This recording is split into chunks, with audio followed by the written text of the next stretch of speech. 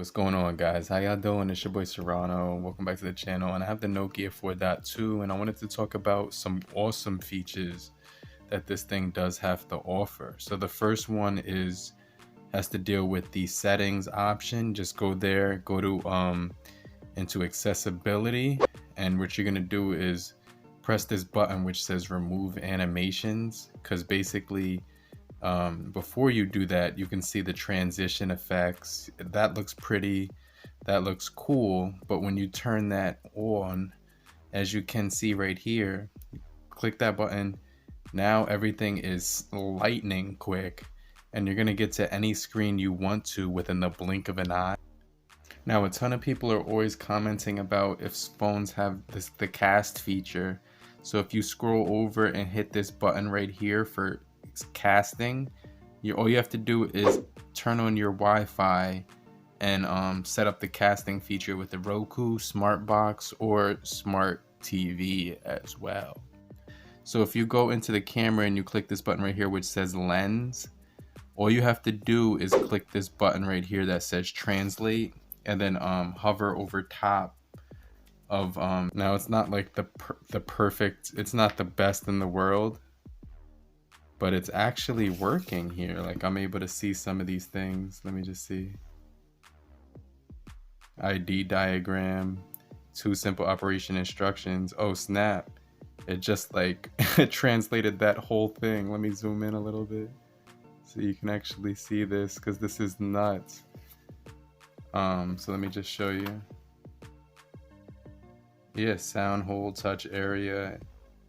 It's actually working like better than I thought. Like way better than I thought. Let me just wait for that to like load up.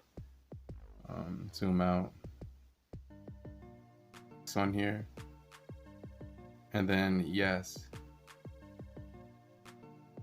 Tap to send text. So like I just tapped that, and now it's like it says found text on image. Do you want to find these? Select all, and then basically you can either search, translate, or copy text. So we can actually just copy that. And there's a few more features. When you're going shopping, you can actually like scan barcodes, and when you're dining, you can point it at menus as well, which is definitely pretty sick.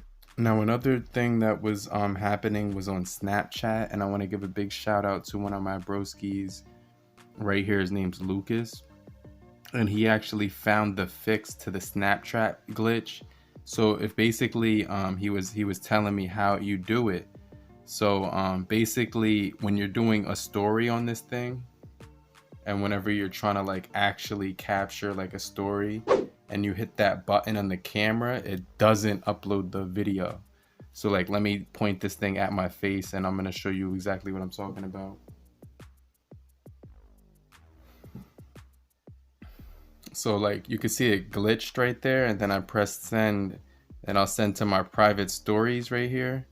And then you can see it just like ends up loading right here, but it never actually sends. I actually got one of my, right there, you see it says adding, but it never actually sends.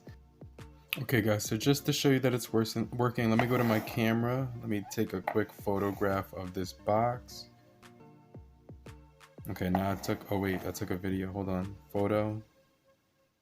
Okay, that's a decent photo.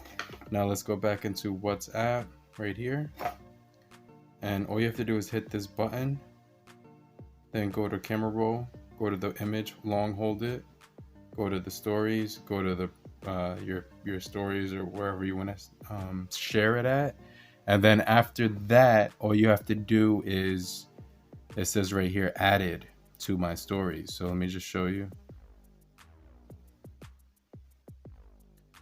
Now you can see it's actually like added to my stories. Before I wasn't able to add it. There was like a glitch or something. So that's how you would add this to the stories. Now another really cool feature is that you can create a GIF on here. So I'm going to show you that, a GIF, I'm sorry. So like basically point the phone at you, or you know what I mean, like whatever you're trying to do, and do a burst shot. So what it'll do is it creates like a few shots of you like right there. Then you just hit that button and create animation, and now it's going to create like a quick GIF, which is actually pretty cool. I find it cool that it gives you these home screen options right here at a glance. Add to desk home screen, Google app, display Google app right there, and allow rotation if you want it to rotate as well. So let me show you how to change wallpapers. Long hold, click the screen. And the thing I like about this device is you're getting all these really cool wallpapers to choose from. So you get on device landscapes right here, and it gives you just a variety of vivid landscapes. Go here, you get textures. Go here, you get life. You could click daily wallpapers right here, which will, you could set that on or off, and basically it'll let you get a new wallpaper every single day. And then right here you can actually set it to lock screen or home screen. We're just going to do the home screen right now. Lock the device, we have the other one there, which is actually cool. So let me set the fingerprint sensor. So that's definitely pretty sick. When you're inside of the dialer and you go to settings, you could either search for a contact with the voice dial, or you can go to settings right here and basically display, make that dark, you know what I mean? Like, help your eyes out. Go here and you can customize ringtones, or set up a shortcut to prevent ringing. Press the power button and the volume up together so you don't get notifications. Then you can select from any of the given ringtones that are provided.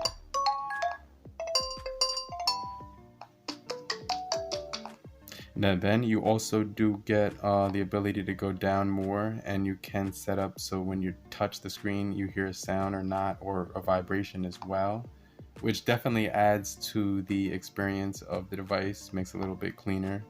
So when you're in the call settings, you get call alerts, end call alerts, call alerts on call, and all these different things you can just toggle. Block numbers, so you can add numbers here to block a number. Accessibility, if your hearing is like impaired or something like that, you could definitely mess around with that. But this is where all the options would be inside of the settings on your call display. You can mess around with your brightness here. You get a night light, which will actually help your eyes out when you're sleepy. Adaptive brightness actually adjusts the brightness to the most ideal situation. And like I said, you do get daily wallpapers, which you can activate, as I did say before. Go back, you do get white balance, which you can tailor the screen and color optimization to your desired look. Screen timeout is here. You can actually mess around with the font size, set up a screensaver, and adjust the clock to any one of these options right here. In system, click gestures. This is gonna give you the ability to turn over the phone and reject calls. Also, you get this Google Assistant button, which is dedicated right here. I just hit that. What's the weather right now? Let me do that again. What's the weather right now? Right now in the Bronx, it's 46 and clear. So as you can see, that's pretty cool. Double tap, and then you can get to your different options here as well, which is definitely pretty cool. So they got a whole myriad of options. Also right here, when you're using the phone, you have this ability to use the fingerprint sensor to actually get to your notifications, which I love. And then what I love is that those cameras are flush into the device, which is really cool because it just makes it a whole lot easier to rest on a table and use the device when it's on a flat surface. You also do get jump to camera, so if you tap that quickly, you're going to get to your camera as well, which I thought is a really cool feature for all devices, and usually is stock on most devices these days.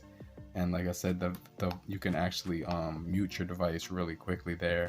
Now this multiple users feature is going to let you give your phone to someone else and hand it off to them as a guest, like such as a little kid, or maybe like your girlfriend. If she wants to use your device for the day, she can use it as a guest. It says add users from lock screen, so just add that feature and then select the guest option. So when you hit that option, basically it's switching to the guest mode, which will basically change your device right here. Everything is going to be stock the way the phone is actually set up out of box. So when you unlock it, you don't have to, there's no security. Like I can literally just swipe to unlock and there's no security on this thing.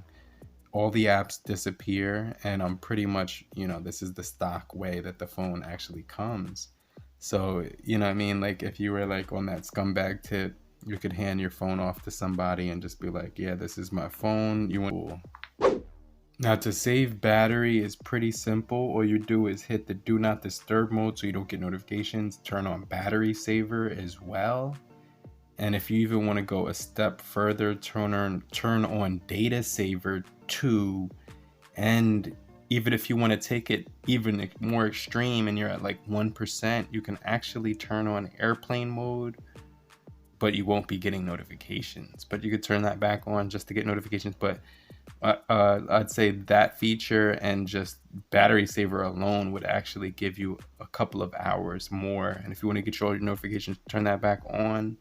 But you can definitely save a lot of battery that way. This thing also does have mobile hotspot, so if you wanted to set that up, you could do so. You just have to set up your own password and make sure that you're actually connected to that you know what I'm saying, like you have that feature and you're paying for it on your plan.